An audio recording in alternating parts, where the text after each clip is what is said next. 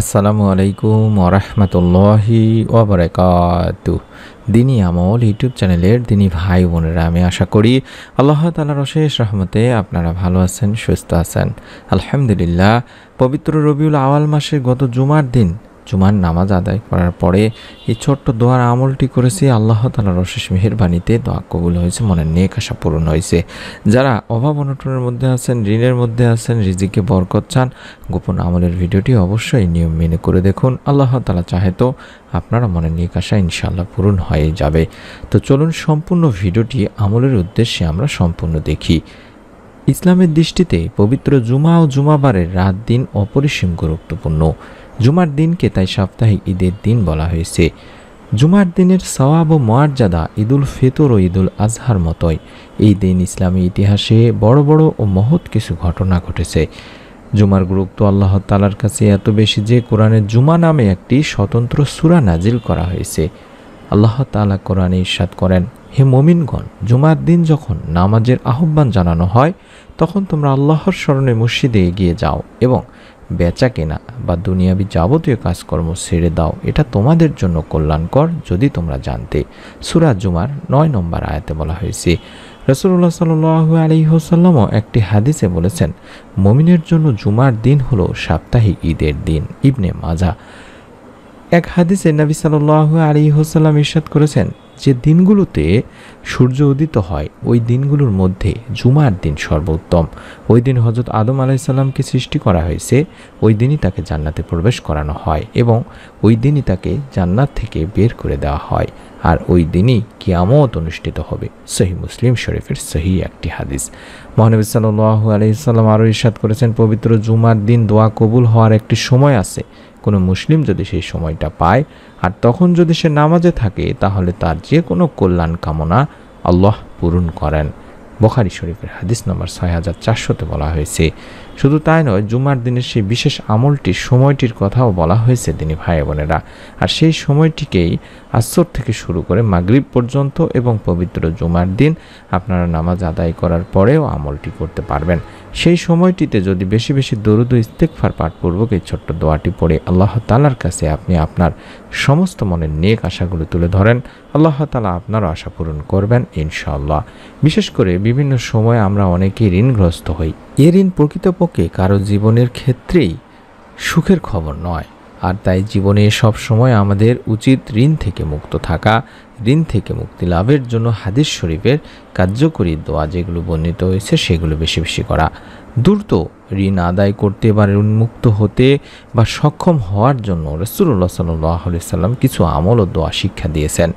তিনি ঋণ থেকে বাঁচার জন্য আল্লাহ তাআলার কাছে অত্যাধিক আশ্রয় প্রার্থনা করতেন। একবার ঋণ থেকে রক্ষা পেতে প্রার্থনা অবস্থায় এক ব্যক্তি তাকে দেখে বললেন, হে আল্লাহর রাসূল সাল্লাল্লাহু আলাইহি সাল্লাম, আপনি ঋণ থেকে খুব বেশি বেশি আশ্রয় প্রার্থনা করে থাকেন। উত্তরে নবী করিম সাল্লাল্লাহু আলাইহি সাল্লাম বলেন, মানুষ ঋণী হলে কথা বলতে গিয়ে মিথ্যা বলে এবং অঙ্গীকার করলে রক্ষা করে না। বুখারী শরীফের একটি হাদিস। তাই ঋণ প্রকৃতপক্ষে কারোর জীবনে মঙ্গল বয় আনে না দিনী ভাই বোনেরা। তাই আমরা চেষ্টা করব এই ঋণ যাতে করে আমাদেরকে কখনোই গ্রাস করতে না পারে, কখনোই আমরা ঋণের মধ্যে জড়িয়ে না যাই, তার জন্য এই দোয়াটি বেশি বেশি করা। বিশেষ করে পবিত্র জুমার দিন সারা দিনই আপনি আমলটি করতে পারবেন। বিশেষ করে নামাজের পরে, আসরের পরে এবং মাগরিবের আগ মুহূর্তে কিংবা মাগরিবের নামাজ আদায় করার পরেও রাতেও আমলটি করতে পারবেন। বেশি বেশি দরুদ পাঠপূর্বক এই ছোট্ট দোয়াটি পড়বেন। আল্লাহুম্মা কফিনি বিহালালিকা আন হারামিকা ওয়া আগনিনি বিফাদলিকা আম্মান সিওয়াক। আমি আবার বলছি, আশা করি স্ক্রিনশট নিয়ে নেবেন। আল্লাহুম্মা কফিনি বিহালালিকা আন হারামিকা ওয়া আগনিনি বিফাদলিকা আম্মান সিওয়াক। কম করে হলেও 3 বার পাঠ করবেন। আল্লাহুম্মা কফিনি বিহালালিকা আন হারামিকা ওয়া আগনিনি বিফাদলিকা আম্মান সিওয়াক। হে আল্লাহ, হারামের পরিবর্তে তোমার হালাল রুচি আমার জন্য যথেষ্ট করো, আর তোমাকে ছাড়া আমাকে কারোরই মুখাপেক্ষী করো না, এবং সে অনুগ্রহ দ্বারা আমাকে সচ্ছলতা দান করো। হাদিসে এসেছে, একবার হযরত আলী রাদিয়াল্লাহু তাআলা আনহুর কাছে এক ব্যক্তি তার ঋণ পরিশোধের জন্য কিছু সাহায্য চায়। এ সময় হযরত আলী রাদিয়াল্লাহু তাআলা আনহু তাকে বলেন, আমি কি তোমাকে কয়েকটি শব্দ শিক্ষা দেব যা আমাকে রাসূল সাল্লাল্লাহু আলাইহি ওয়াসাল্লাম শিক্ষা দিয়েছেন? যদি তুমি এটা পাঠ করো তাহলে আল্লাহই তোমার ঋণ মুক্তির ব্যাপারে দায়িত্ব নেবেন, যদি তোমার ঋণ পর্বত সমানও হয়। এরপর হযরত আলী রাদিয়াল্লাহু তাআলা আনহু এই ব্যক্তিকে এই দোয়াটি পড়তে বলেছিলেন। তিরমিজি শরীফের একটি হাদিস। আমি দোয়াটি তাই আবারও দেখাচ্ছি। আশা করি আপনারা দোয়াটির স্ক্রিনশট নেবেন বা ছবি উঠায় নেবেন। এই দোয়াটি আপনারা পবিত্র জুমার দিন বেশি বেশি দরুদ পাঠপূর্বক দোয়াটি পড়বেন। দরুদ পড়তে বলছি এই জন্যই যে আল্লাহ রাসূল সাল্লাল্লাহু আলাইহি সাল্লাম নিজেই ইরশাদ করেছেন, তিনি ভাই বোনেরা, তোমরা পবিত্র জুমার দিনে আমার উপর বেশি বেশি দরুদ পাঠ করো, কেননা তোমাদের পাঠকৃত দরুদ আমার সামনে পেশ করা হয়। আবু দাউদ শরীফের হাদিস। এছাড়াও এমনিতে তিরমিজি শরীফের একটি হাদিসেও আমরা জানতে পারি যে ব্যক্তি পবিত্র জুমার দিনে ছাড়াও বেশি বেশি দরুদ পাঠ করবে তার উপর 10টি রহমত নাজিল করবেন। সুতরাং আমরা এই পবিত্র জুমার দিনে অন্তত অন্যান্য আমলের পাশাপাশি আর যে আমলই করি না কেন দরুদের আমলটি বেশি বেশি করার চেষ্টা করব।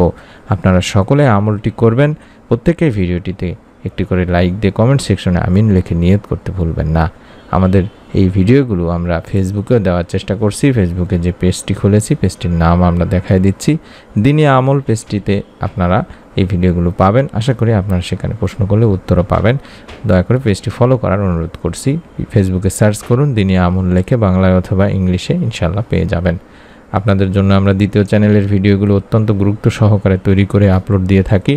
বিশেষ করে যাদের নেক্সট সন্তান প্রয়োজন তারা সেই চ্যানেলগুলোর ভিডিওগুলো দেখতে পারেন। ইউটিউবে সার্চ করলে পেয়ে যাবেন ইনশাল্লাহ। আমরা চেষ্টা করি প্রতিদিন ইউটিউবে ভিডিও আপলোড করার জন্য।